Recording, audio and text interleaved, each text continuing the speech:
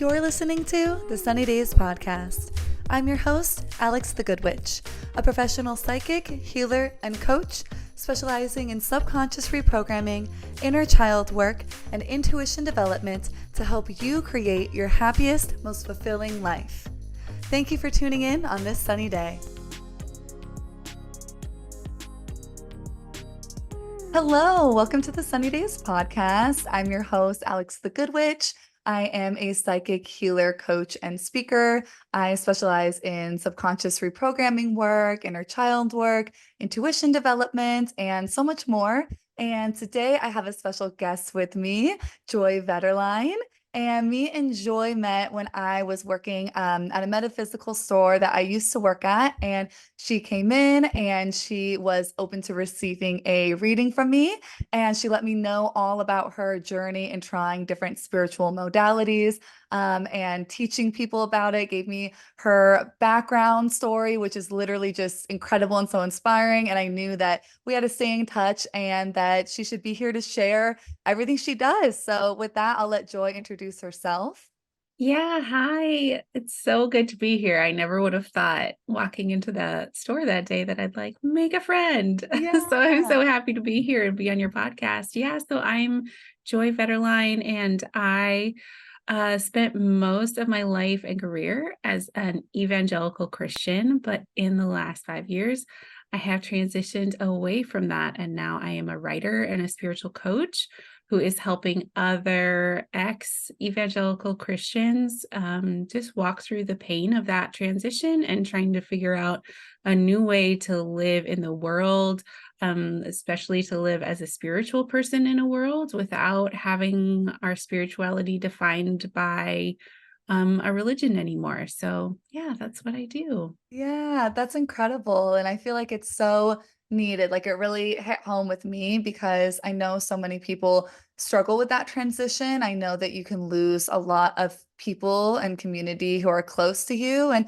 I can also Mhm. imagine too that it might be hard because even if you were to make, new friends and new connections in the next chapter, that kind of in between stage, maybe you don't know exactly what group you're wanting to get into or what people you resonate with when you're just trying different things. So it might also feel Absolutely. uncomfortable to just jump solely into like a spiritual group or something like that. Yes. Hmm. Yeah, it's really hard because at least in my experience and the experience of most of the people I've talked to, my religious beliefs were not just beliefs. They were an entire way of living, of Hmm. being, of understanding myself, of understanding the world.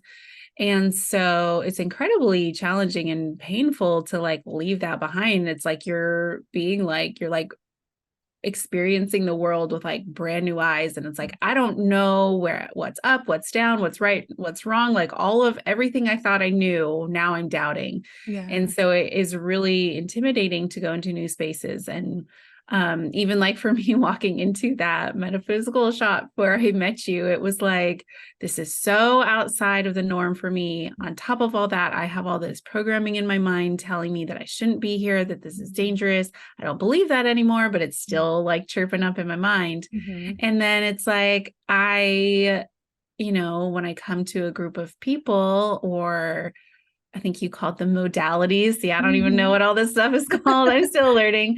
Um, there's a sense I have found that I have to be so grounded and confident in my own autonomy and my own right to practice or decline to practice any spirituality that I want, because for so long, every authority figure in my life was telling me there was one right way to do it. And so it's really intimidating to walk up to a group of people and they're telling you how great everything is, and to feel that sense of like, I hear you, I'm here to learn, but I am going to hold back a little bit because I have history here, and I don't know where I want to land. And it's just a really weird limbo space. And it can be very lonely to not be with your original people, but to also know that new people can't relate to your past at all when it's such Hmm. a big part of your life. Yeah, that's so interesting. And I love how like you brought up the needing to feel very like grounded in yourself and Mm, really empowered in that autonomy because I feel like that is such a big piece that definitely helped me in my transition because like you mentioned, it's not just like your religion that you're in, it's literally like the sky is blue. And then suddenly Yeah. it's like you realize, wait, is the sky not blue? So it really throws you off so much. And something that I really resonated with you saying is that once I got more into spirituality, it never felt like these things that I believe now have to be the end all be all answer of everything. Yeah. Like I feel a lot more flexible now that I Yeah. am continuously learning, and like 5 years from now I can believe like different things that I believe Yeah. now, and like that's okay. Whereas before and when I grew up, it is so rigid that it is so very jarring Yeah. to break out of that. So once you have that like Yeah. autonomy and everything, that you can go around and try new things Yeah. and have your own evolving perception and learning. Totally. That's it. I mean, for so long, like there in my like evangelical Christian background, there is a lot of certainty, like, Mhm. oh, we know the truth, and like other people don't know it. They might think they know it, but we are Mhm. the only ones who know the truth. And I know Mhm. it because I feel it and I feel God. And so there's this weird combination of like, I like read something with my mind, but I feel it in my heart, and that tells me that what I believe is true. Um, and I think now I really value the process of learning and being like embracing mystery, Mhm. like being uncertain. And the like now I would consider like I have an open-ended spirituality. Like I'm not Yeah. interested in like particularly landing anywhere. But to give myself the permission to like I don't know. I sort of see it as like I used to have like a big house with like a foundation and it was like roots. And that was like the where I was. And now I feel like I've like left and I'm in like my little like mobile motorhome. And I just like Yeah. can drive around wherever I want and like set up camp for here for a Mhm. while as long as it serves me. And then it's like, you Mhm. know what, I'm outgrowing this and I'm ready for, as you know, to learn something new. And so I'll kind of go somewhere else and explore. But seeing instead of like I think the most important thing, and I think honestly, this is what I've seen in some of your stuff too, which is why Mhm. I have enjoyed getting to know you through your content so much, is that there is there can be in any spiritual setting, be it Christianity or some of the spiritual traditions that you're practicing more often, there can be a real sense of like the answer is out there. And if Mhm. I just find the answer out there, it will make my life better. And I Mhm. think what I'm realizing now is like, no, that the answer and the filter is always in here. Like Mhm. inside me is where I find the truth and the courage and the certainty to know what's right for me right now Yeah. with input from the outside, but I'm always the last, like the final say, like the Mhm. last I forget the phrase, but like I'm the last check of Yeah. something, you know. I always Mhm. get to make a decision. Yeah, and you're like you're the foundation within you. Like before, I loved your analogy of the house versus like the mobile home, Hmm. where I think that some of the lure of things like rigid religion would be that, hey, there is this security in this, this Hmm. security in this foundation by holding so strongly to what is said to be true and completely accurate. Whereas if you were to be open to evolving and learning and different perspectives, that may not feel as secure, but what it really is having that Hmm. security within yourself rather Right. than trying to seek it on the outside. And just Right. like with material things, seeking on the outside will always end up being an illusion. Yeah. It's never going to give Yeah. you that true sense of safety that you need to find within. Totally. Yeah. Mhm.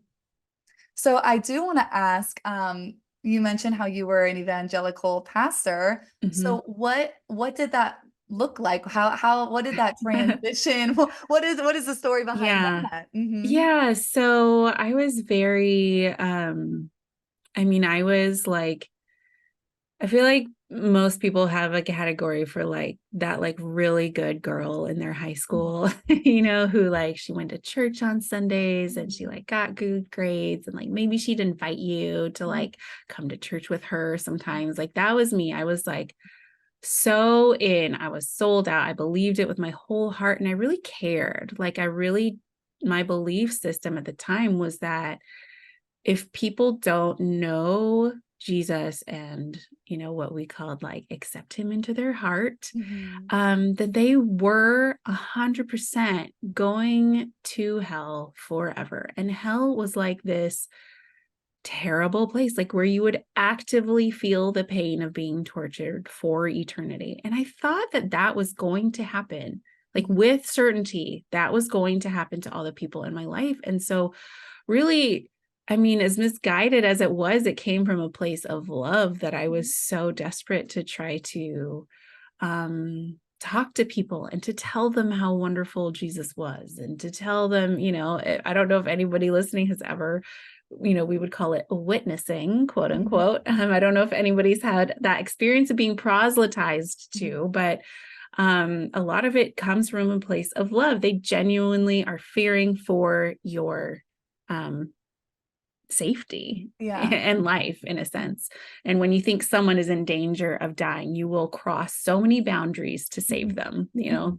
Um, so that's kind of where I was coming from. And this is the long version getting to how I eventually changed, but just No, to it's set good. a Yeah. picture for how Yeah. The into it I was. context. So I Mhm. went to like Bible college. I got my degree. I really wanted to start working in churches. So I was a musician, and I was like, if I can work in churches, that's a good way to like minister to people through music, to change lives and like bring people to Jesus through music and through church services. So I did that. I got my degree. I started working in churches, and like for the next 15 years of my life, I was just like, that's when I met my husband, and I actually became a mother. And all the time I was like working to put on church services for people, and exploring my own faith. It was also very real to me. I felt like I wasn't just somebody who acted these beliefs like in my private life. It was also very real to me. Mhm. I would have long talks with God in my heart, and I would be totally open. Now looking back, now I would say like I was talking to myself as much, Mhm. and who I thought God to be, but like Mhm. that was like a very intuitive thing for me. And I still, I think, do that. I just like refer to someone different now. Yeah. Mhm. Um, but so it was very real to me. And there were some really beautiful aspects of it that I am not mad at.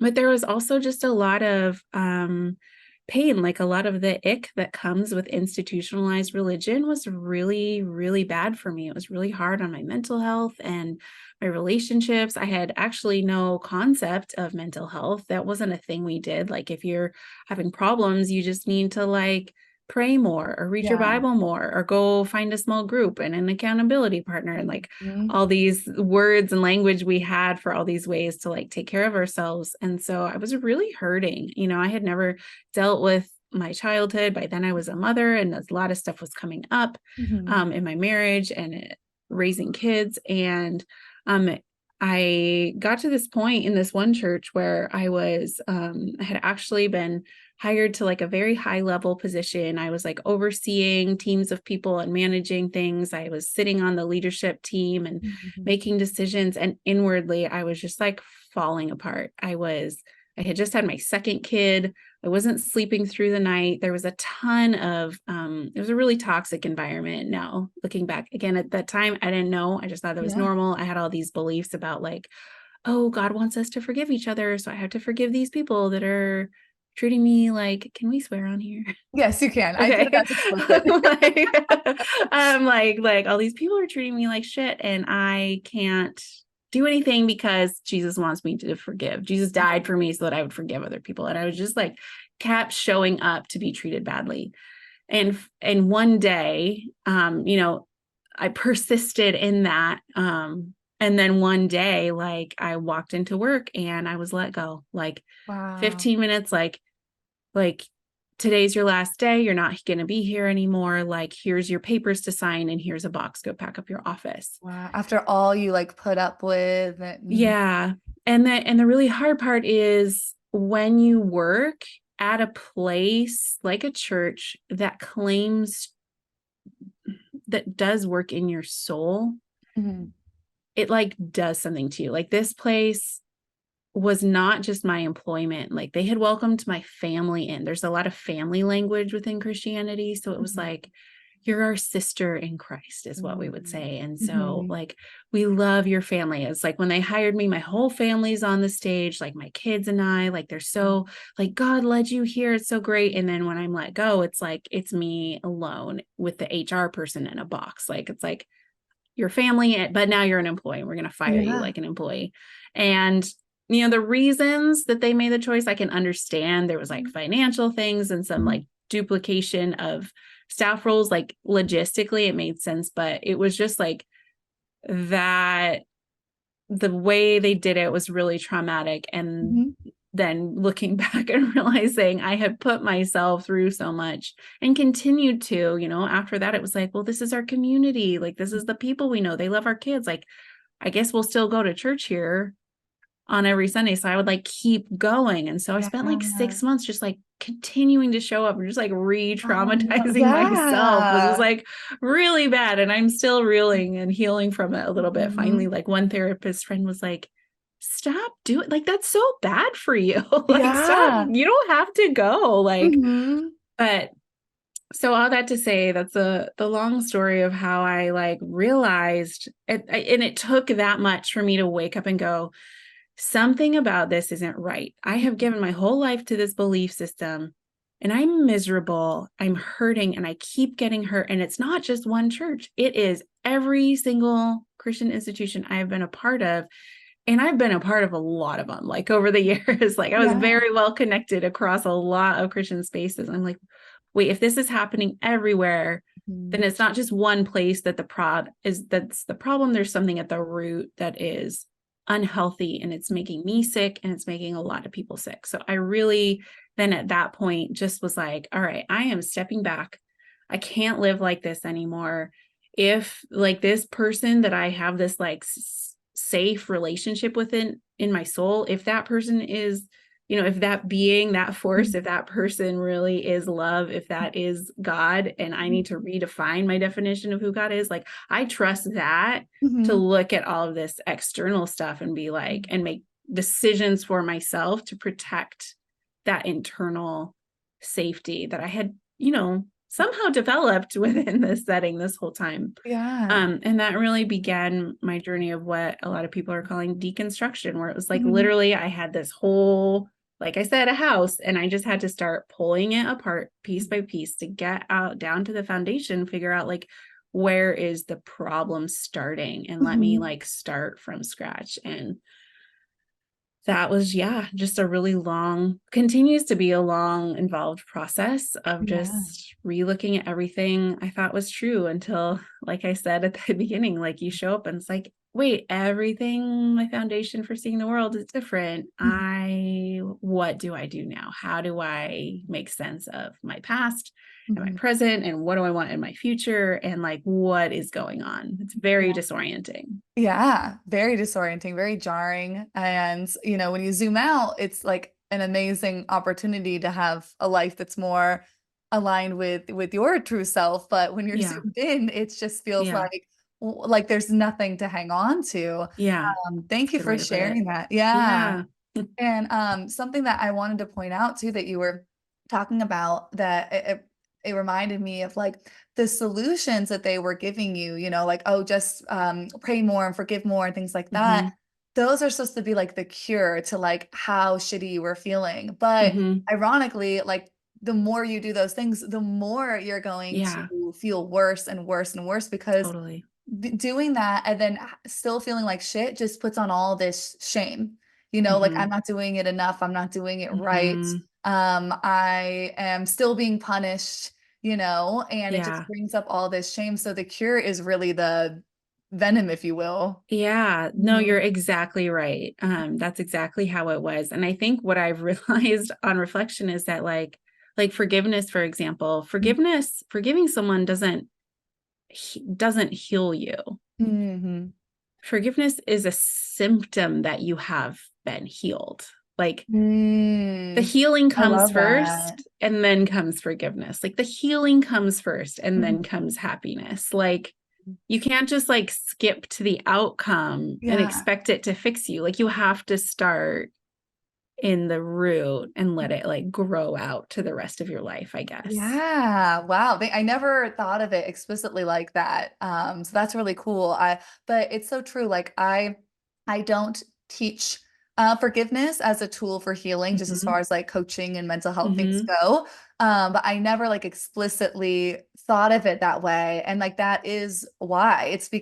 because you don't need to force yourself to forgive. That's not going to give you any Yeah. healing if you're just Yeah. forcing it. But as the healing comes, you might get to a place where you genuinely Yeah. forgive as like this like release to Yeah. yourself of how far you've come and really letting it go. But there's no moral or immoralness to it. Yeah. Mhm. Right. Right. And yeah, you can't force yourself to Mhm. forgive. That's like the opposite. It's not real forgiveness. If Yeah. you're forcing Yeah. it, it has to genuinely be Mhm. you being ready to Mhm. release something. And Yeah. it just like kind of comes upon you when it's ready. In my Mhm. experience, it doesn't like, Yeah. yeah. And it's interesting because a lot of things you've described are like spiritual bypassing through religion. Exactly. Yes. Yeah. Uh-huh. And 100%. I've just been out of religion for so long that I totally forget that like overlap because I normally think of it in the context of spirituality because obviously I love spirituality. Like I'm a professional spiritualist, if you will, Hmm. but I know that there's a lot of practices and teachings and teachers that will base it upon spiritual bypassing, which is for anyone who Hmm. doesn't know, it is using these kind of practices, whether it is something taught in religion like forgiveness or something like that, or it's something that's taught in spirituality, like thinking positive, like good vibes Hmm. only. Basically, spiritual bypassing is you're bypassing all the real parts about it, like your Yeah. real emotions, no matter how quote unquote negative they seem, your real thoughts, your real hurt and experiences in your real life relationship situation, all of that, and just bypassing over it to, like you said, get to the part you're trying to get to, whether Hmm. that's like manifesting, you're just trying to act like your whole life is something Yeah. that it's not, or whether it's through religion, just trying to smooth everything over to put on that happy face and be like a Yeah. happy child of God. Yeah. Whatever that is, it's bypassing all of the Yeah. real stuff. Yeah. Totally. And I think that's present in like every spiritual setting because that's just a human tendency that we have. Like Mhm. we don't want to do the work of looking Mhm. internally at everything Yeah. in here and Mhm. like dealing with it. Like no one thinks that's okay. Maybe a few people think that's fun and they become therapists, but like that's not a good time. And so all of us are looking for different ways to like kind of like skip over that. Mhm. And it just like it gets expressed differently no matter the context of the Mhm. spirituality. It's the same, yeah, same practice. Yeah, yeah, and all that stuff that you're skipping over, it's still there and it's It's still still going there. to come up and it will even pile up or increase or show Totally. more, be louder, be more Hmm. toxic in your body the more you Hmm. skip over it. Yeah, it's like when you get a triple bypass or something with your heart, it's like, Mhm. okay, your artery's blocked, so they have to take a new vein and like make a workaround, you know? So in that Mhm. context, it's good. Mhm. But anytime it's emotional, it's Mhm. like, nope, that block's just gonna stay there. Like the only Yeah. way is really to go through it, like to Mhm. get rid of that. Like that's the only, and honestly, that's where you will get what you actually want. Like by Mhm. dealing with that is Mhm. where you're actually going to get where you're Yeah. trying to go. Exactly. And like that's what shifted my when I started in like the spiritual space, more as like someone receiving it, less as like a Hmm. professional in it. That's what kind of led me to go professionally in somewhat of a different direction where I do focus a lot more. I call it like the human side of things, the human Hmm. experience of things. Like I Hmm. always try to really specify that it's not just spiritual work. Like we are going to do things that are more about Mm, like your subconscious, like what you've been through, your inner child and how they feel. And totally. yeah, all these things that I believe will will come up and be the ones that are triggered and making the decisions and are coming from that place of fear until you really give yourself what you've been needing from yourself for a long time. Hey, I have a question for you actually. Yeah. Do you find that as a spiritual person yourself throughout your life, so Mhm. someone who gravitates towards spirituality and who now Mhm. works in it with other people, do you find that can be tempting to isolate your experience of life and just think like in your mind and in your spirituality, but like not in your body? Like, do you find it easy to separate your body from the equation and be like, oh, spirituality, and like forget that like you're also somatic and that Mhm. there's like wisdom and stuff in your body? Or have you been able to incorporate that? So I've been able to incorporate that, but I was coming from that place before I kind of Hmm. crossed over to that bridge of being a lot more like specific in how I do Hmm. things, where it was just so easy to me, especially as like a sensitive soul who's been Hmm. like tapped in for the most part, which everyone has the ability to. It's just Hmm. like all things, some people are Hmm. just kind of like naturally have a skill, some people work on it more, Hmm. etc. But being naturally tapped in, it was so easy to like live up in Yeah. the ethers, Yeah.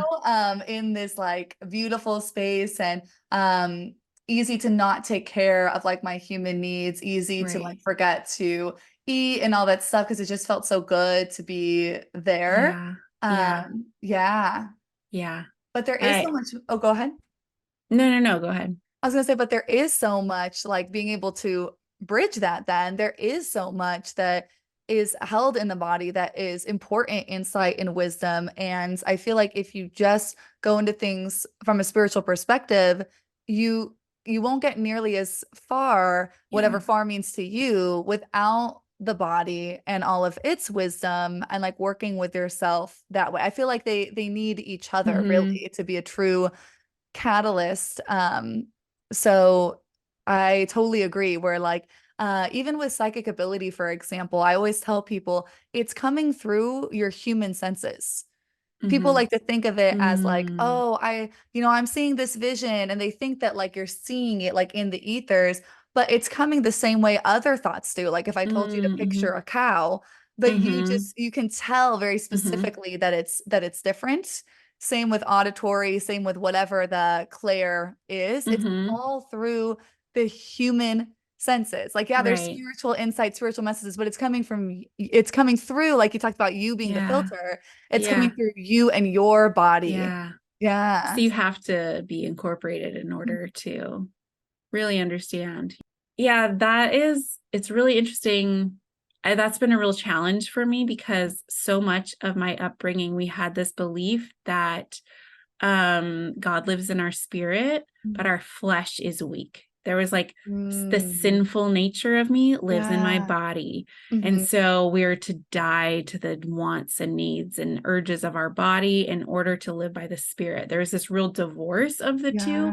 Yeah. And tied in with that was a lot of like what we call purity culture, which was Mhm. like sex is only okay between a married man and married Mhm. woman. There's a lot of shame around modesty and like, here's Mhm. what you're allowed to watch and listen to. Like, don't listen to Britney Spears because she Mhm. might get that part of you like all revved up, and Mhm. like, so to suddenly then be like 35 Mhm. and like trying to figure out how to see the world in a new way and realizing, oh my gosh, like I had no idea. My body's been speaking to me so loudly Mhm. that something's not right here. And Yeah. I just had no frame of reference for listening to her. Like Mhm. I wasn't sleeping, I was miserable, I had tension, like I was just so like so off. Mhm. And I had no idea because I just didn't know that that was also, whoever God is, like they were speaking to me Mhm. through my body too. And Yeah. so coming out of that and now I like really try to, anytime where I'm like, I don't know what to do, I really try to sit and it's like, okay, well, actually my body knows somehow. So if like I ask a question, it's like Yeah. one feels good and like one doesn't feel good. And so I'm Mhm. going to go with the one. And it's like been so cool to realize there's this part of me that has been there all along and was Yeah. practicing all along. And now that Uh-huh. I can hear her, it's Uh-huh. like, oh my gosh, I've had like this buddy to help me figure Yeah. life out the whole time. And now I can Yeah. actually know how to talk to her. And it's like Uh-huh. so great. Oh, that's so cool how that like opened up to you, that Yeah. that intuition part of you, that compass. Yeah. And, even like how you said that you will sit with something and something will feel like a yes or feel like a no. Hmm. People always ask me, it's kind of a random question. People always ask me when I think about pendulums. Oh, And yeah. yeah, and I always tell them that I'm very big on creating your inner pendulum.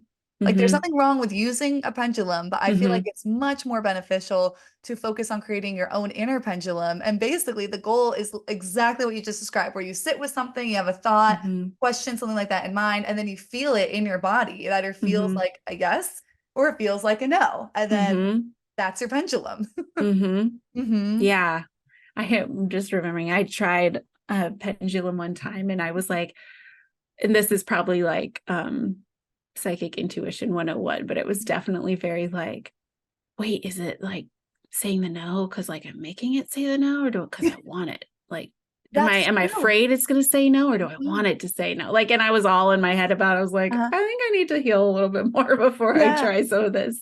But that's very true because a lot of people think that pendulums, I think maybe that's why they ask me, because I think people think that they can like use it as kind of a quick answer, a quick fix. They're Hmm. like, oh, it'll just tell me yes or no. And I'm like, Yeah. yes, but it's kind of the same as like intuition work where, okay, for little things that don't have a lot of weight to them and that you don't feel very strongly like connected to emotionally, sure, it might very accurately say yes or no because you're just kind of like allowing it to have the answer come through. But with anything where, like you just kind of mentioned, you're like, wait, do I just want it so badly, or am I afraid that's going to happen? Just any Hmm. emotional weight.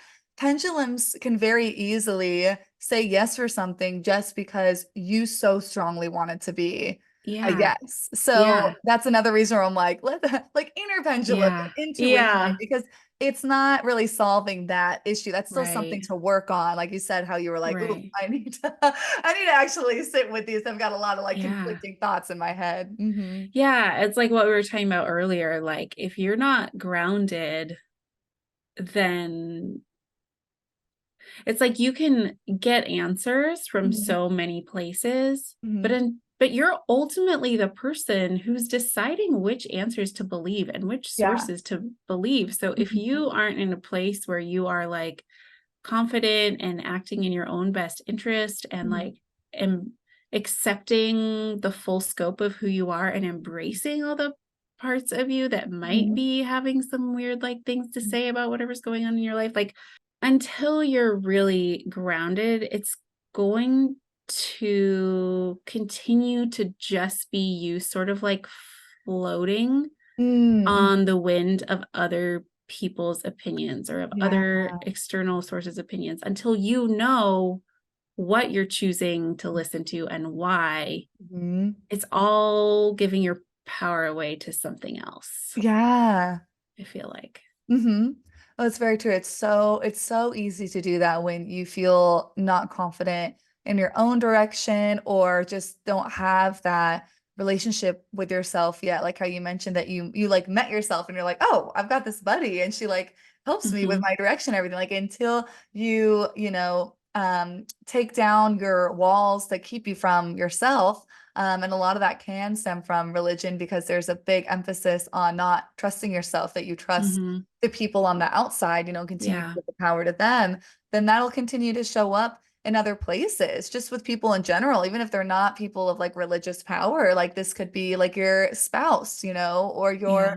your family, and you continue to make decisions for them or continue to feel stuck because they tell you what they think the answer is, but deep down you probably feel like that's not the answer for you. So then Mhm. it's hard to do anything. And Mhm. even if you were to magically, let's say, be given an answer that was like, this is the right answer for you, if you're not in that place to an extent or working on getting that place within yourself, then how would you even act upon that? How would Yeah, you even take the actions necessary to go in that quote unquote correct totally. direction for you? And even if you did that, how would you then enjoy where that's taking you? Yeah, So yeah, there's no point in totally. trying. There's no point in trying to get magically get Yeah. answers anyway.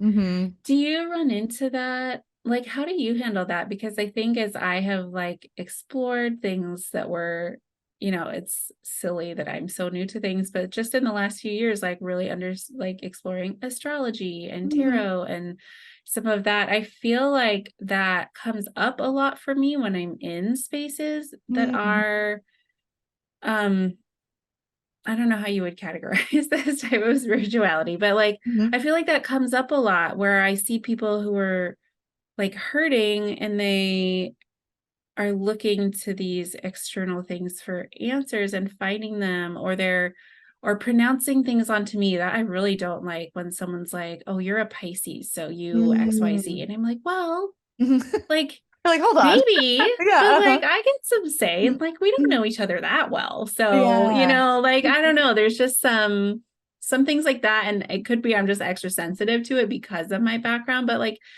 do you run across that a lot, and how do you Yes. work with that?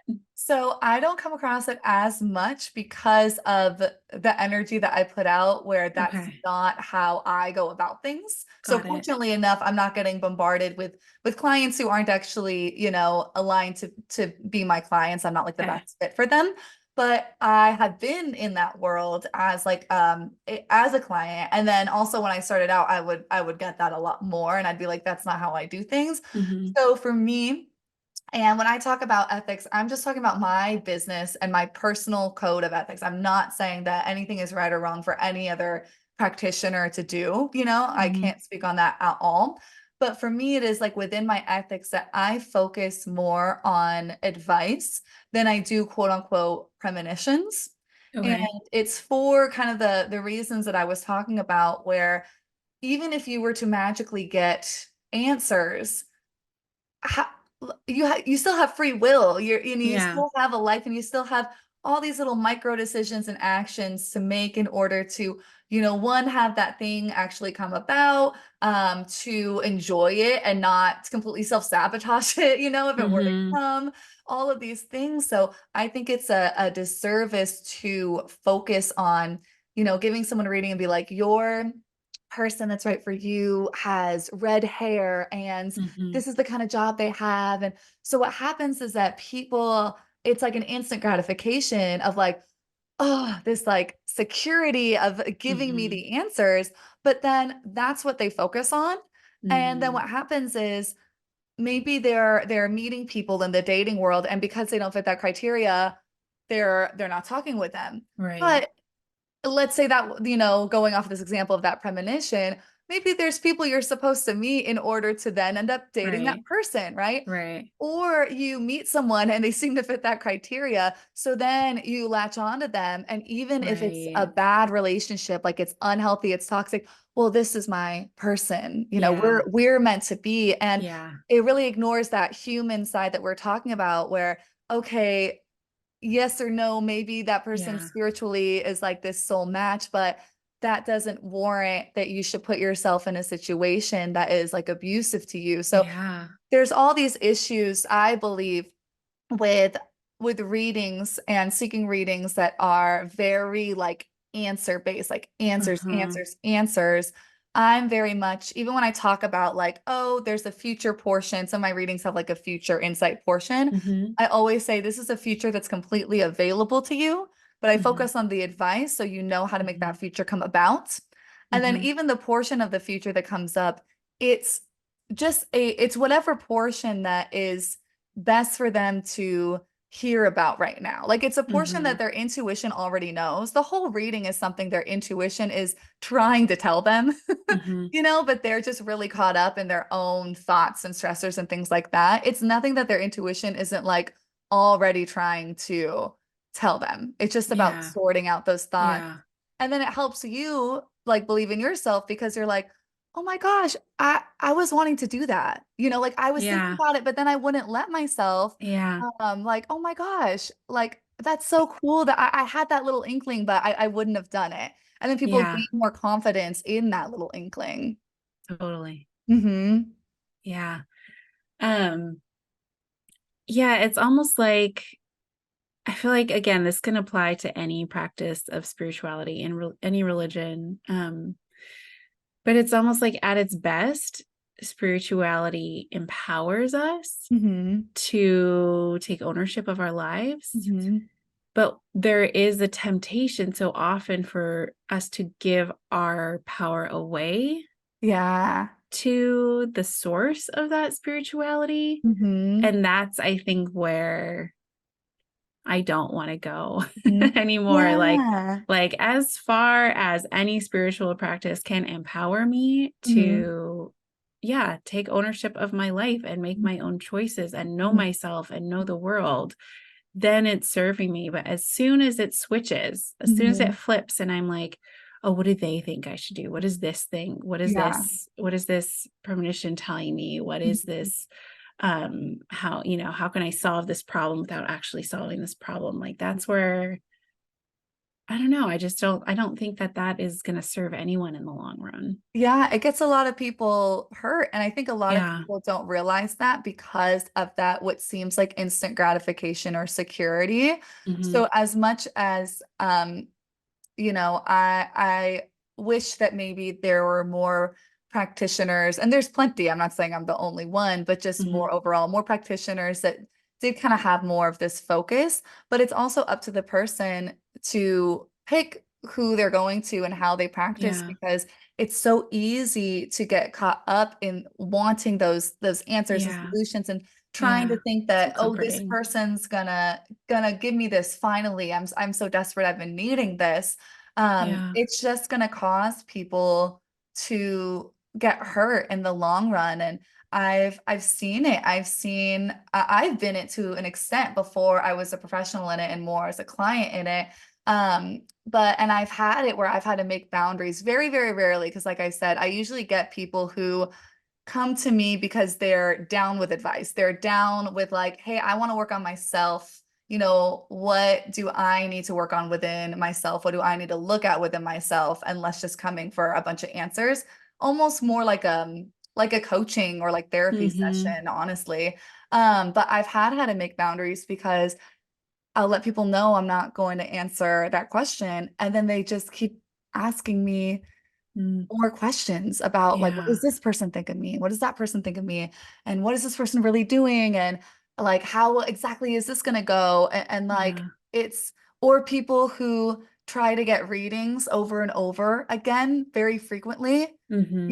and not with me, but with other people, they'll be spending their money and they just keep trying to get answers, Yeah. but they're not doing anything to like change their Yeah. situation. And it's a really hard cycle, like you said, giving your power away. So I also have Hmm. had to be like, in a reading one time, I said, because it was someone who in the reading, it came up that they've been getting a lot of readings. And they said Okay. that they have. And I was like, and she was like, when's the next time I can get a reading from you? And I'm like, this is coming up to not like do not get another reading Yeah. from me. Like you need to Yeah. there's things that came up that you really need to like look on, Yeah. in your life and in yourself, and like you really need to do that. You can't like come Totally. get another reading from me. Yeah. Yeah.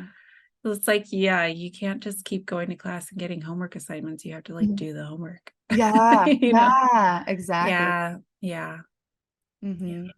But it's very interesting because something that I have been wanting to mention just in general. I thought it'd be like a separate podcast episode, but it just reminds me so much of your journey with religion. And then something that Mhm. came up with me in spirituality is it is that seeking power. And with me, it was like the twin flame worlds. Okay. I don't know if you've heard about that. There's like a documentary out right now, Yeah, everyone's right? telling me I should watch that. And I was like, I I don't know, it haven't might seen it be yet. so triggering. Is that like a soulmate thing? So Like, it's similar to a okay. soulmate, but it's like Okay. more supposedly more intense. But Okay. long story short, because I'll go into another thing, but just because I know a lot of people that follow you like are getting into spirituality, and I love Uh-huh. that for them, but also Uh-huh. it's like as someone in it, that mindfulness and that awareness is like, Yeah. before I was a practitioner and I was more of a client, like I was that person who was like getting readings all the time. And Uh-huh. I had this ex who, like, us together, I've never had that kind of like crazy soul Mm-hmm. connection, and like he hadn't either, but we ended up breaking up, and I thought we were meant to be together. So I'm getting all these readings about it, and all the readings are saying how we're supposed to be together. And anyway, it got me into this world of twin flames with like all these Okay. other people who were clients seeking those kind of twin flame readings.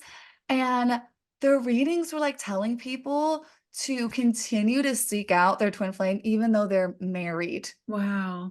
And like Mm-hmm. most people's twin flames were married, and it had been gone on for like 30 years. And Wow. they're like completely devoted to them getting back together. Some of them were, the mistresses of that marriage. Some of them hadn't even Uh-huh. spoken to them in years or talked to Wow. them at all, but were just holding out all of this hope, and these Right. readings would string them along in this hope. Right. And it was mind blowing. And what got me out of Wow. it, fortunately, was I saw on Facebook that my ex had gotten married. It was super Mm-hmm. spontaneous. Um, it was a whole thing with religion. It was a different, very Mm-hmm. strict religion. It was like this whole side story. But anyway, it happened very out of nowhere. Wow. As far as I knew, we, like he said, we're getting back together. So it was very weird. But anyway, once I saw that, I was like, I like woke up from my experience as like the Mm-hmm. client, and I was like, I am not doing this. Like, Yeah. what? That's it. That was my closure. I'm like, okay, Yeah. well, then now it's over. And Yeah. freed myself from all of that. I'm like, Yeah. I'm not going to stick around like these people. And I'm not judging them. That's a hard place to be in that desperation and Totally. to be lured, constantly like lured into it. Right. But luckily, I was like, that was just like, oh, okay, this pursuit of thinking that, and Yeah. having that delusion strung along for me Yeah. is over. Yeah. Oh Yeah. man, it's just so heartbreaking and Hmm.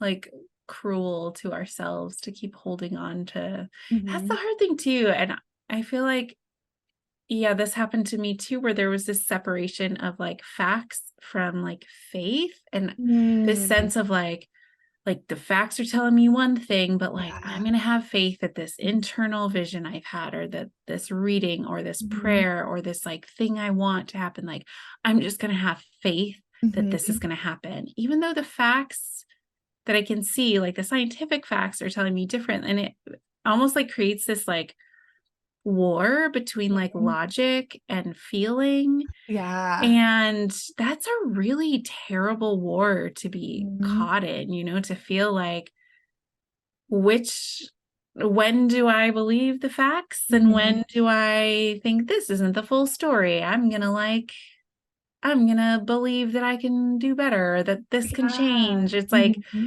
sometimes life calls for us to like look at the facts and keep fighting for what we want. And other times it's like we gotta know when to cut our losses and be like, I got this one Yeah. wrong. And like Hmm.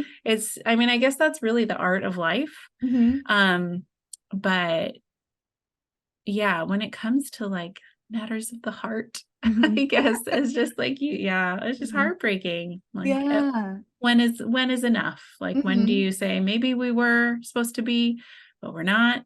Hmm. And I'm gonna have to accept that if I'm not gonna just waste my life Yeah, exactly. And I feel hiding. like Yeah. there's so much, like you said, with that faith versus fact.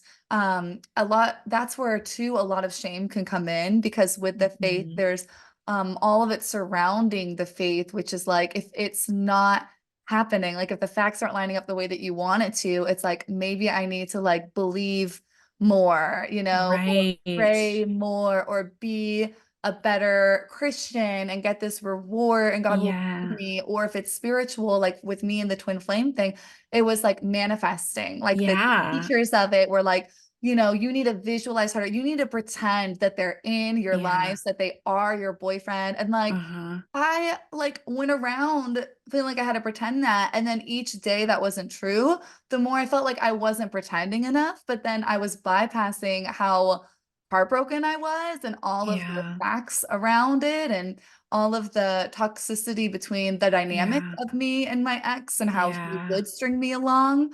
Um, And yeah, you're not seeing any of it, but you're shaming yourself in the mean. Yeah.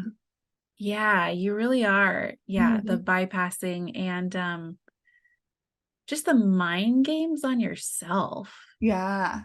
There's just a lot of yeah. So, yeah, I kind of that for me is like a that's like a hard boundary I keep now. So, if there is like I said I was some of the like the pendulum stuff I was in this course for like intro to intuition kind of Mhm. thing, but there was some of there's like little tests where it's like, okay, what color is on the back of this card, let like Yeah. see if you can get it. And I just so quickly reverted back into these like, okay, I think it's purple, but what if it's green? But I just have to clear my mind to know. And it's like, Yeah. it's really how come like I Mhm. just found myself in that like spinny place. And I was like, Mhm. oh my gosh, this is just like how it was when I was a teenager. And I Mhm. was trying to like get God to tell me where I should go to college. Yeah. I was like, I can't go back here. Like, no, Mhm. I don't do this anymore. Mhm. Like this path of spirituality is not one that I can go down because it does Mhm. not take me to good places. Mhm. Yeah, just really, uh, yeah, giving the power away, Yeah. just, yeah, mind games. Mhm. Yeah, like I always tell people, it's like acceptance is the best thing that you could do. Hmm. Like if you're trying to do anything, if you're trying to take on a new spiritual practice or get tapped into your intuition or whatever it is, it's like at the end of the day, if you could just accept that you're having a hard time doing it, if you could just accept what's going on right now instead of trying to solve it and find answers right away, Hmm. like acceptance is like the most powerful thing. And I feel like acceptance is something that um is is an important thing to learn, especially when trying to decide what kind of teachings and like modalities we want to get into because we genuinely want to, um because that's what's used like um that's what's like taken from us from them. It's Hmm. like, oh, here's the answers. Here's everything that's going to make you feel safe, whether it's like externally with religion or spirituality or manifesting, whatever it is. But if we practice that power of acceptance, then Hmm. we don't need to desperately follow suit in all those things, Right. give that power away because Yeah. we're comfortable, we're at least okay with accepting things how Yeah. they are. We don't need to like, Yeah. grab onto those outside Yeah. things. Well, Mhm. and just like thinking like I'm enough, just Mhm. me as I Yeah. am. If I learned nothing else Mhm. from this point forward, I would still be enough and okay. Yeah. Like there's not like one more thing on the list that I need in order to be whole. Mhm. I think that's part of the acceptance. Yeah, I love that. That was a piece that was really big in getting me unhooked from everything. What Uh-huh. that twin flame thing was like. After having that closure, I sat and I was like, I'm okay if I like this is how I live my life my whole life. Like let's say I've Hmm. been single my entire life and like truly Hmm. getting to that place of okay, well like I'd be fine. And I Yeah. would live a happy life, and it Yeah. freed me from needing to seek all these things, from needing Yeah. to have people give me, the answers or give me the power elsewhere. Mhm. Hmm. So, I definitely want to circle around and talk to you more about deconstructing because I know a big thing of how you serve people, how you help people with the journey that you've been on is Hmm. helping them through their deconstructing process of, changing what it looks like moving out of Christianity or moving out Hmm. of like specific confines of Christianity. Hmm.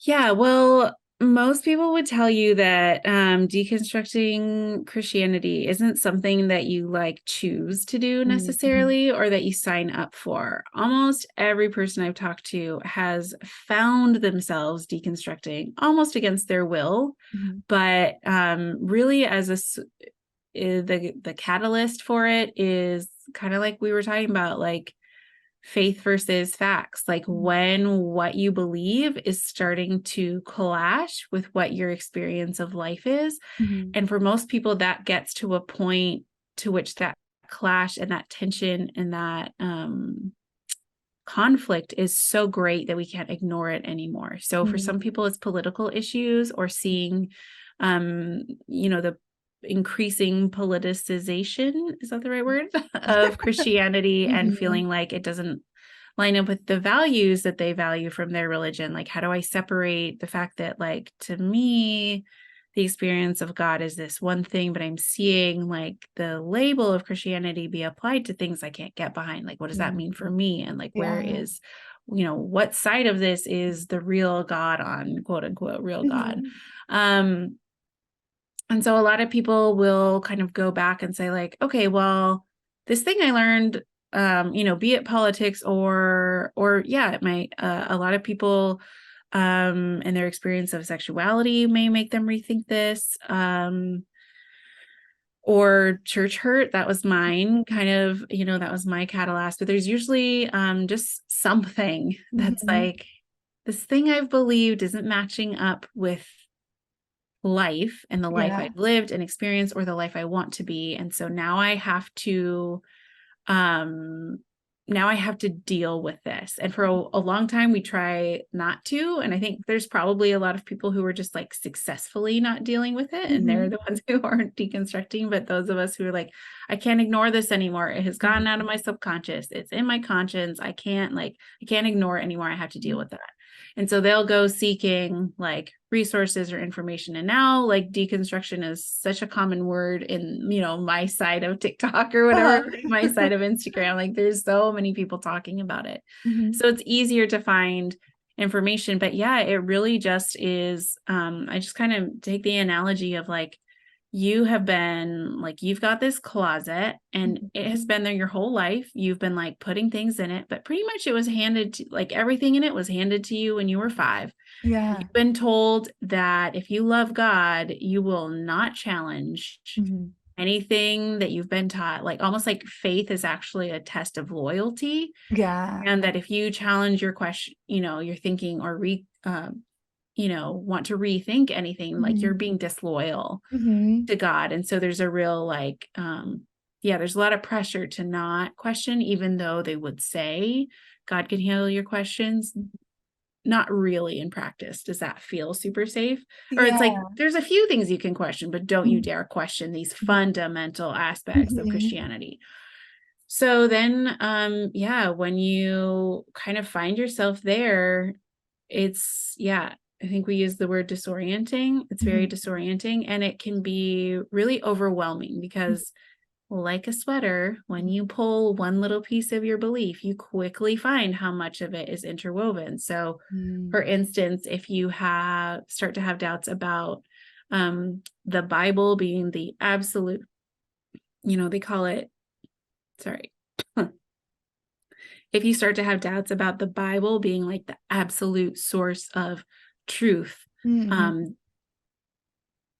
and you like start reading information and realize like, oh, maybe there is some like legitimate reasons to question the historical like veracity of this Yeah. document. And it's like, okay, well, everything I believe about these 15 other things is all based on me Yeah. believing that what the Bible said about them is true. So if I start doubting the Bible, that means I have to doubt what I believe about like my role as a woman in the Mhm. world, and my, America's place in the world, Mhm. and the history of how the world got here, and the afterlife, and who is this person I've been praying to all along, Mhm. if I can't trust that the Bible, so Yeah. it all comes, so it's almost like they're all interconnected. So it almost doesn't matter which thing you start with, like Mhm. where do you snag on the thread? It's Yeah. like you tug a little bit and it all falls apart. And Mhm. so um a lot of people will kind of just like, yeah, start doing the work of deconstructing, sorting through that, doing some learning, doing some healing. A lot of people end up in therapy. um and so I do like to encourage people through that process. But I think where I found the most sort of like, or rather, where I found the least amount of support and resources was when I kind of got to the end of that process. Like, so I went through it. I read a book about the Bible and was like, what just happened? My mind has been blown. Everything I know is a lie. Like, Yeah. what am I going to do with this? Mhm. I went through a lot of all my beliefs about like Jesus dying on a cross and like, is there a heaven and a hell? And then I got to the end and I was like, okay, well, I know how I kind of like believe about all that, but like, now what? It's like Mhm. I've taken everything out of the closet. I've like made the trash pile. I've made the keep pile. And Yeah. I've made the like, give this, tweak this a little bit and then I can keep it pile, like fix it and then I can keep it. But like, now what? Like, Yeah. I'm an ex-Evangelical, I'm Mhm. an ex-Christian, but like, what am I a current member of? Or like, how do Yeah. I make the leap from like not being something anymore Mhm. to being something? And so that is where I now find like the most interest and where I think I can really help people. So Mhm. a lot of the people I talk to have actually been in the deconstruction process for a while. And Mhm. it's just like, there's usually just like a few things we just can't quite get over. Like a lot of people have really had the fear of hell drilled into them. And even though they like logically don't believe in hell anymore, they're afraid that if they start exploring Mhm. tarot or psychic intuition or something, they are going to end up in hell. And it's like they were taught that at such a young age, they just Yeah. can't like get that. Mhm. So that's where I can come in and kind of help people like look through just kind of like I think my gift is in helping people make peace Mhm. with the religion of their past, to find the kindness toward the version of them that believed that for so long, but Yeah. also to really kind of like mine through everything that was ever meaningful to me in it, to mine through like all the things that you do believe now and like use those as like breadcrumbs, as clues for like who is the real you in there all along. And Yeah. like, who are you now? And like, can we use those clues to figure out what Mhm. your path forward is? Mhm. And that's where I get a lot of joy. Like, I love helping people find closure to their deconstruction. Like, you've been through this whole thing, your world has fallen apart, you're having a hard time, like, putting a period at the end of the sentence. I feel like I love helping people be like, yes, this happened. And let's like celebrate the good things from it, Mhm. let go of the bad, but let's like put a period here. Mhm. We won't throw it away, but we'll put a period. And then like let's figure Yeah. out how to start your next chapter. And that is that's what I do and what I really love to help people do. I love that. I love that so much because I feel like it is so easy to one get like how you're talking about kind of stuck or lost there and confused, but it's also it is really like this closure, where Mm-hmm. it's okay to not agree or not believe those things anymore. And to still have that be okay that that was like part of your life. And I Yeah. know you mentioned like still loving and accepting like you like the part of you that was so in it, or like younger you Mm-hmm. that just wanted to, probably be like a good Christian Yeah. and all those things. That was something that definitely came up for me in my like transition because I when I transitioned out, it was just very clear to me that was like, I don't I don't like this. I Mm-hmm. don't like these things. It did not align with like my morals. I'm very against like power structure. Like even Mm-hmm. when I worked in like the workplace, it I like could not Yeah. handle how some people were technically above other people. Uh-huh. So just as one example, but I was just strongly like, I don't like this. I'm not going to be like against anyone who's in it, but for me, it's very visceral that like I don't like it. Yeah. So something that I had to come back full circle with that I realized was lacking and coming up later was like little me because she didn't Mm. understand, and all of a sudden I'm just like, oh, I don't like any of this stuff. I think this stuff is wrong. And Mm-hmm. she's over here like, oh, like am I I thought I was being good, and just like Yeah. such confusion and such Oh, like, like, you're mad at me. Did I do something yeah. wrong? Yes, and, Mhm. like, the shame too, like, the shame of how in it I was, like, how you mentioned Yeah. witnessing, and the Yeah. shame of my, perspective that came from everything I was taught through the religion, my perspective on people and my perspective on, quote, unquote, non-believers and how Mhm. I should help them, and just, like, the embarrassment of Yeah. that, but not seeing the humanity in the version of me who was doing that, and, like, the little Yeah. me who just wanted to do the right thing and wanted to be good. Yeah. I Mhm. think that what is that in in therapy there's like the internal family systems That's my modality. favorite. That's what I work Okay. with, but in coaching, it's my I favorite was thing in the like, world. that's what you're describing. Yeah. And Mhm. I think I don't my therapist never called it that, but I Mhm. definitely like um had moments where she's like, let's talk to your inner protector and like see Yep. how she's doing. Like, what would you say to her? And it was like Mhm. so powerful. But Mhm. yeah, I absolutely think that's a part of it. Like, I think that yeah, I mean, I think that any true healing does have to incorporate that acceptance. And I feel Mhm. like when you've been really hurt, like over time by something as powerful as religion, it's really like that's probably the most painful part is just knowing that you let yourself down, that like Yeah. you had this utter certainty about Mhm. something which now you recognize as being so harmful. And it's like, Mhm. how could I have believed that? How could I have like let myself be drawn into this? How could I have practiced these things even though they did feel like I remember it didn't Mhm. feel right to tell Mhm. people about Jesus in this instance, Mhm. but I did Yeah. it anyways. And I think yeah, having a lot of self-compassion Mhm. is really big. And and that's a way that like yeah, I guess that's another thing that I really like to bring to people's Mhm. deconstruction experience is to remind them that like you're not bad for believing in the values that you were brought up with. Like Yeah. I heard something that was like evolutionarily like Mhm. kids need to adopt the values of their Mhm. community in order to live. Like Yeah. their survival for like food Mhm. and shelter Mhm. depends on them agreeing with and signing on to the values of like the tribe and the community that they're in. So Yeah. like that's good. Like it Mhm. was good for little Mhm. me to Mhm. like hop in the wagon, hop Mhm. in the Yeah. bandwagon with all these Uh-huh. people around me who are Mhm. all like church. Like it was good for me to be connected and united. Mhm. And now that Mhm. I'm an adult, I am able to safely get off that. But I Yeah. can like go back and bring little me Mhm. along and say Mhm. like, yeah, you did a great job. Mhm. Like you did exactly what you were supposed to do.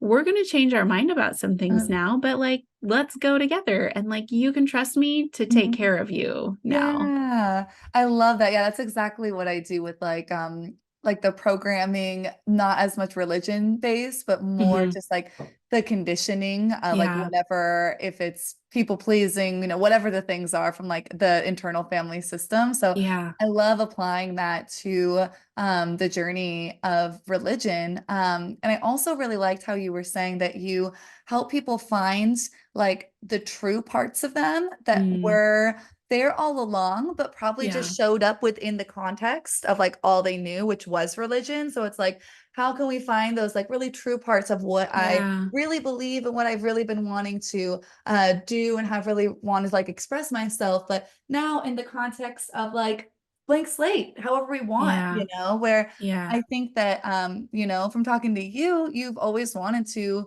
help people. And Yeah. the context that you It's knew true. was, yeah, was to do it a certain way. For me, I always like I still do. I picture myself on a big stage, like being like a speaker. And Uh-huh. when I was really little, I thought that meant that I should be like a pastor and like travel Uh-huh. around as like an evangelical. I can't even say the word.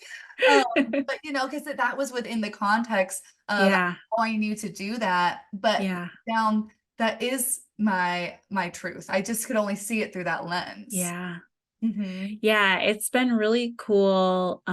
So I do spiritual coaching, and it's been cool to see people like discover those little things, like things that we thought, and for myself too, like things that I thought like, oh, this part of my life is over now that I'm not a practicing Christian anymore. Like I thought prayer was over because like, I don't know who I'm praying to. Why would I do that? And then realizing that like, no, I really used to enjoy sitting down with, like some sort of like inspirational words and like finding meaning in it. Yeah. And now I'm like, oh, that doesn't have to be the Bible, and I Mhm. can still do that. And it doesn't have to be like me shaming myself to like be a better Christian anymore. Like I can just sit down and enjoy being introspective and Mhm. insightful. So like now I have like I just bought myself a deck of oracle cards and I'm like Mhm. excited to start a practice of like drawing one and like seeing Yeah. what comes up and like journaling through it. And like that's a part of me, like that's how that part of me expressed itself in Christianity, was with Mhm. what we called quiet times. Mhm.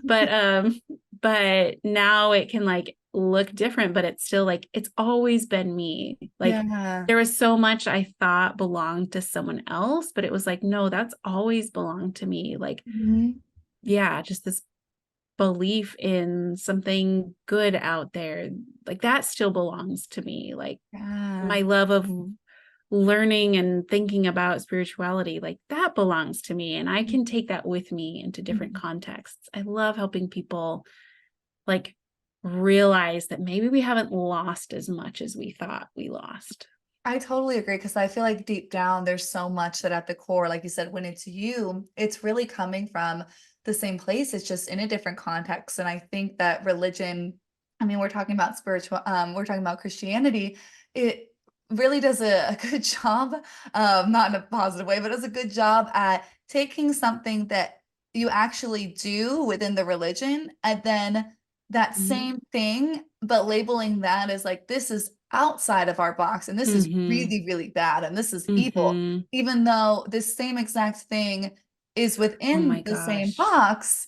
Like Mhm. even me being a psychic, it took a while to, and I still get very triggered, like just assuming that anyone is Christian around me and how they're gonna judge me and think I'm so awful and evil. But there was so much prophecy like in the Bible. Like Mhm. Jesus was a prophet. Oh Jesus my was like gosh, a yes. witch, and I mean witch in a positive way. Yeah. I don't mean it in the way that it's constructed. Yeah. In a positive way. Jesus was a witch, yet if someone was to literally do the same things as Jesus. Like if Jesus came and acted the same way that he did back then, Uh-huh. they would like throw stones at him and Uh-huh. say Or that like if he's evil. Jesus had been a woman, Yeah. for Mm-hmm. sure that would have been like, oh, Mm-hmm. she's a witch. Like, Yeah. And it's like it's that's so literally the good. same things, whether like prophecy or like the magic of things, Hmm. the manifestation of things, and then also things like laying hands to heal people, like a Yes. Reiki master. It's Oh what my how is gosh. this where it's just the same thing. That has made me laugh so much. So okay, so when I met you, I was doing this series. I write a newsletter, and I was doing this series in the month of October, exploring like I called it like, kind of like embracing the woo woo. I Mhm. don't know if that's an offensive term or not. Maybe you can tell I me, don't but think it is. okay. But it was just like all this stuff that was like so off limits. It was Mhm. like, we called it like demonic, and all of this stuff had so much stigma.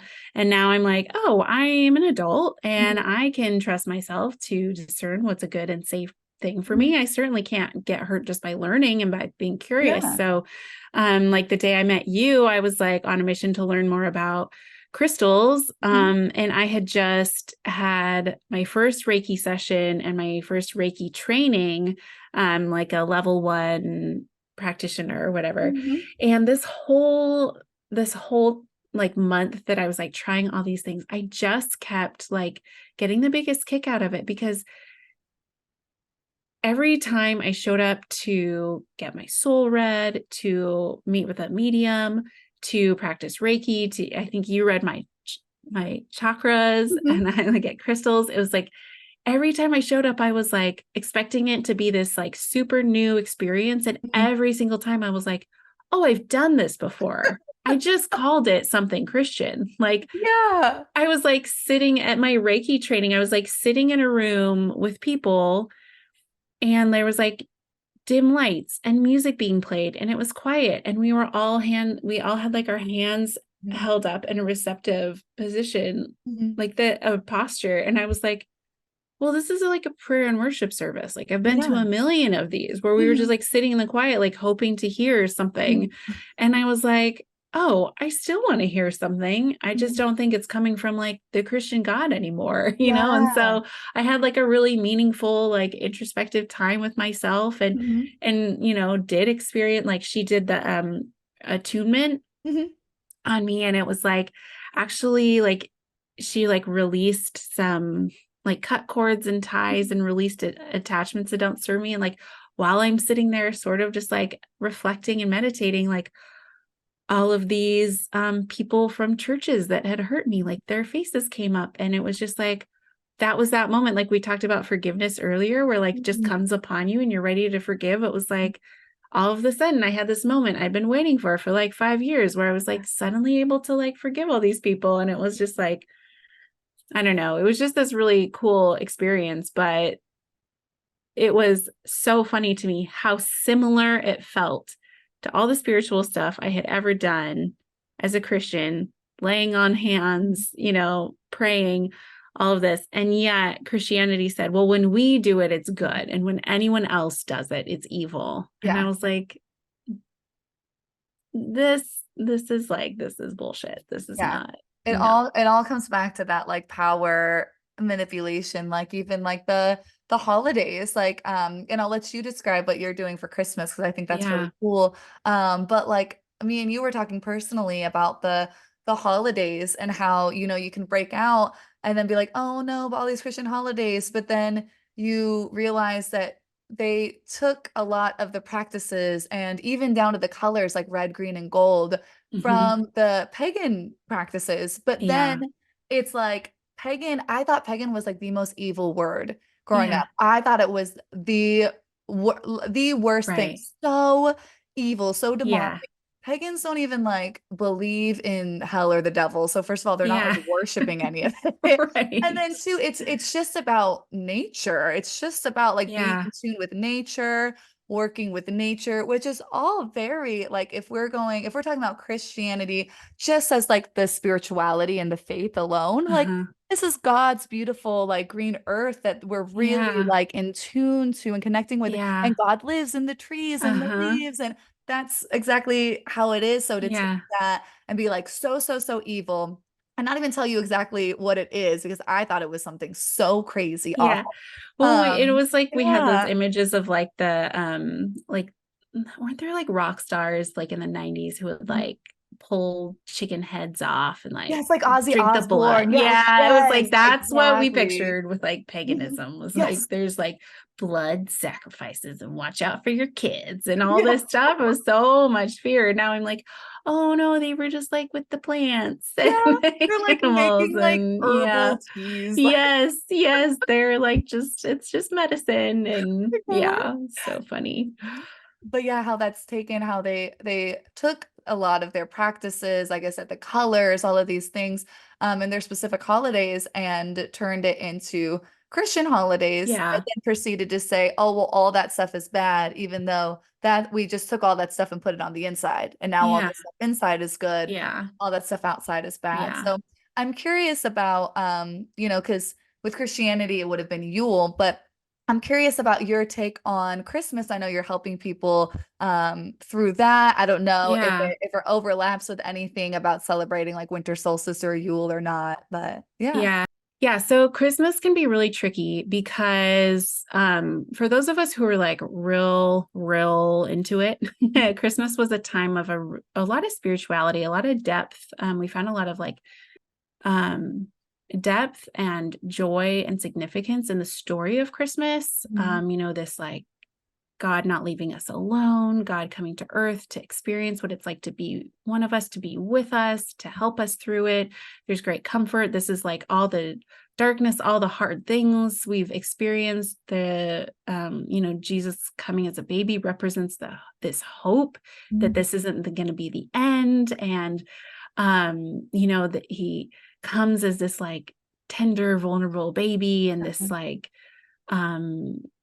really not impressive setting. And yet this is where the source of hope and greatness comes up. And it's really a beautiful story. Like if you step back from needing to believe that it's true, it's actually a really beautiful like story.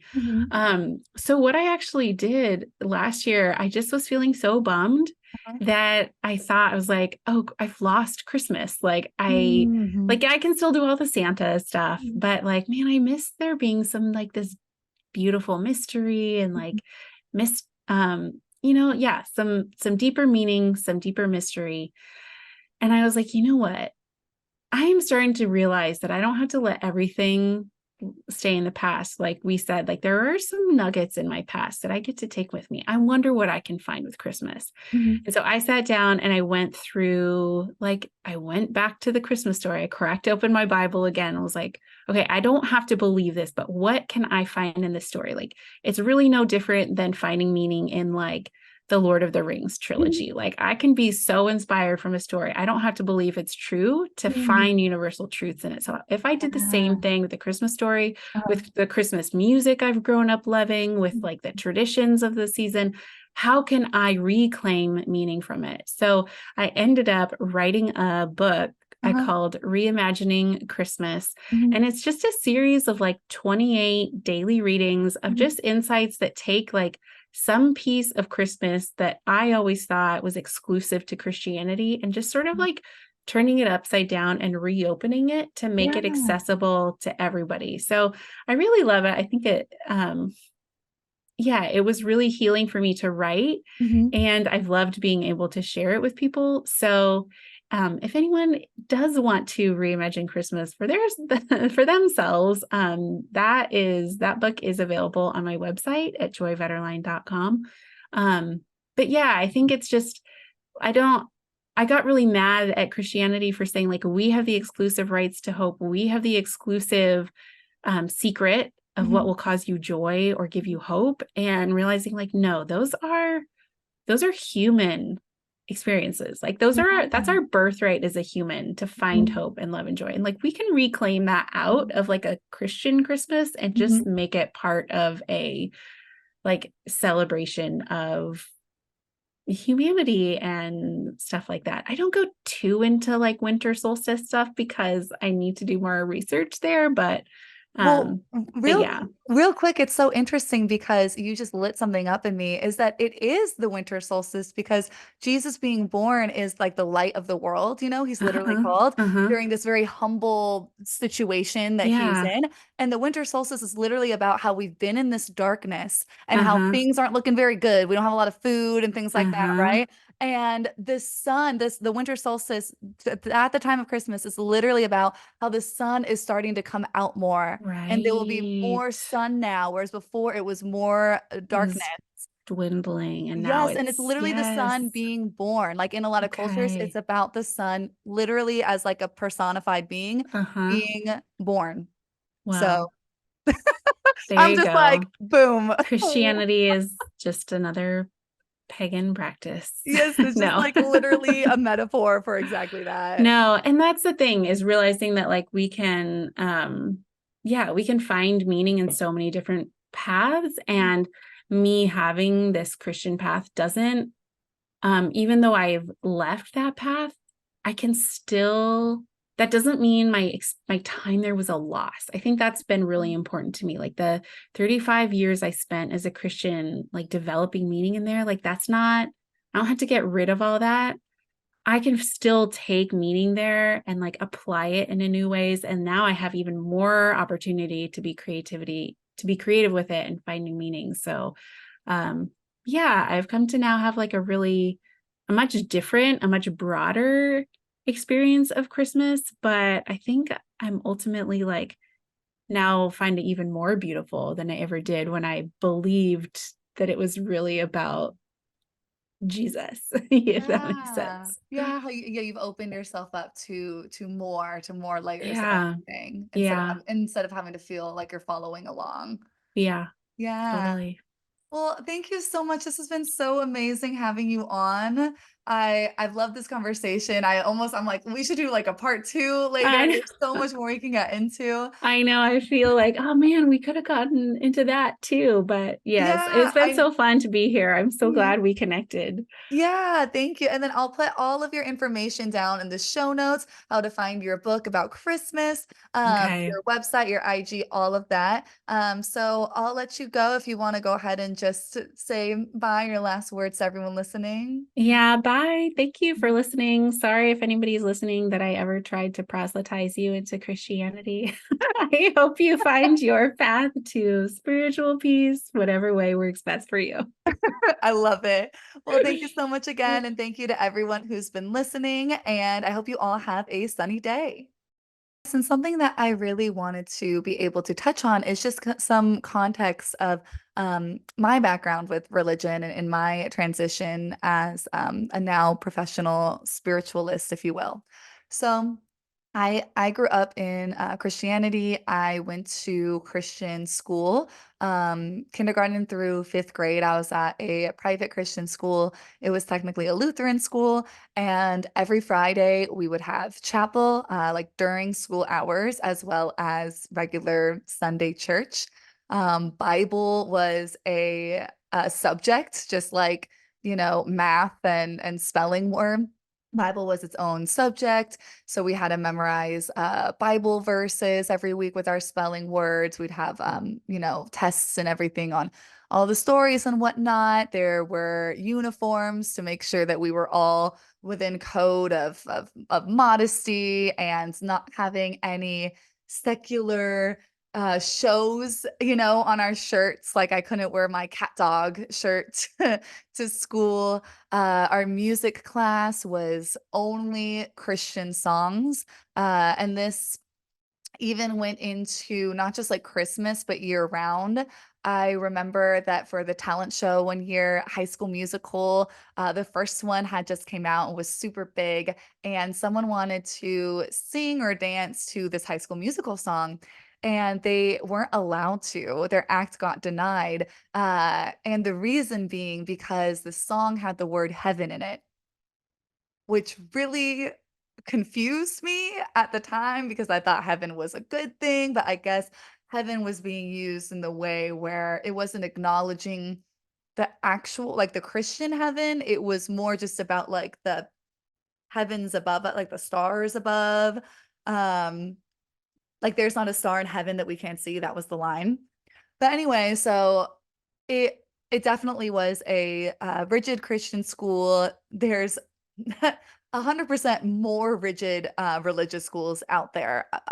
At the time, I did not think of it as rigid, but I do remember a lot of very triggering things that I don't want to get into here, solely because for the people listening, it would probably be triggering to them. But things that I realized, like looking back, I'm like, oh my gosh, that is like really, really unsafe and very concerning, and actually puts children in like direct harm's way. And I remember telling my mom about it, and she just started crying and like apologized for having me go to that school.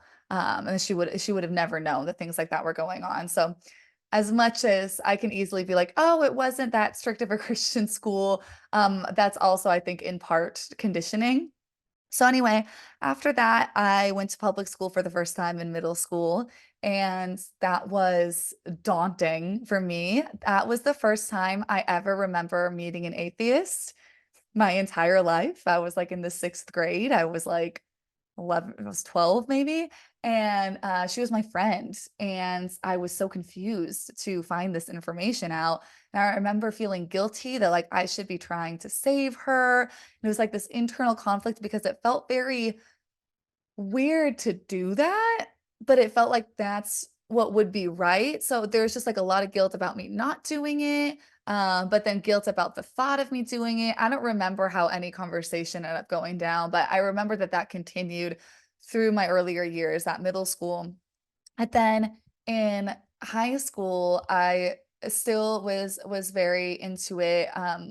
People would know, like, just by hanging out with me, and I remember always being, like, confused that people would just know that I was Christian, but I guess it was just very much that stereotypical good girl, good Christian girl vibe. And I remember just thinking very strongly that that's like what I identified with and thought what was right, and that I was going to follow all of it to the best of my abilities, and that there was so much guilt constantly just around trying to live your life perfectly.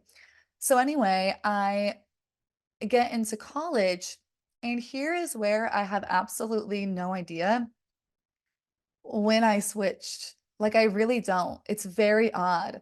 It was not what you had mentioned, where you had this very specific, like, I've been pushed over the edge and have to look at these things. Um, I don't remember that. I don't remember that being a specific thing. I do remember the first time, um, I just remember telling people I was spiritual in college. I had switched from identifying as Christian. I do actually remember, now I'm saying it, this segue between the two, where I would tell people that I was raised Christian. And then I'm like, it's almost like being like culturally Christian, that you're not like a practicing Christian. I remember telling people that in the interim before I found the word for me to be spiritual. And I remember people trying to convert me in college. Like, there was this Christian group, and I was saying how I used to be Christian, and they're like, "What are you now?" And I'm like, "Spiritual." And they're like, "Well, how?" Um, they're like, "What does that mean?" And I was like, "Well, I feel like my relationship with God comes from within me." And they're like, "Well, how do you know? How do you know? Like, how do you know his like direction and things like that?" And I'm like, "Intuition." They'd never heard that before, and they thought it was very interesting. And it makes a lot of sense now, as I'm an incredibly intuitive person. Um, but as far as that very specific conscious switch, it really evolved. I think it was a bunch of things, of course, but I just can't find the very specific like moment or time period where it was like, I am denouncing this and going into this other thing. I do remember that someone who was very abusive in my life, someone that I grew up with, and my first year of college was a time where I had just gotten myself out of that situation. They were Christian, and they would use that in very harmful ways, and justifying a lot of really awful things. So that obviously did not sit right, made me question things. Um, and then starting to look at things like gay people, gay rights, and just like my own identity and who I am. And like Joy was mentioning, it's just not lining up with what I'm believing. So I think a lot of those things started to all come into play around that time.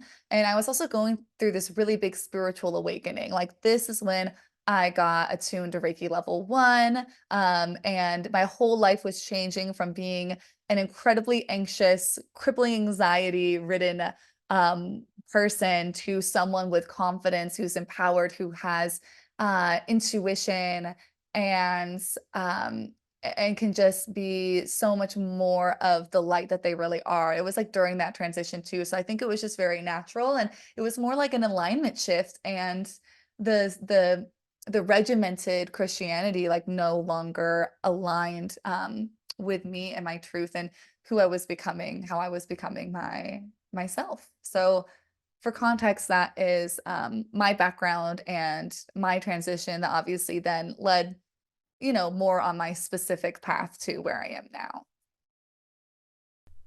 Thank you for tuning in to the Sunny Days podcast. Don't forget to subscribe and catch more of my free content by following me at Alex the Good Witch on Instagram, TikTok, and YouTube. If this episode resonated with you, please take a screenshot, post it in your stories, and tag me on Instagram. I appreciate your time here with me today. Peace and love to you all, and I will see you in the next episode.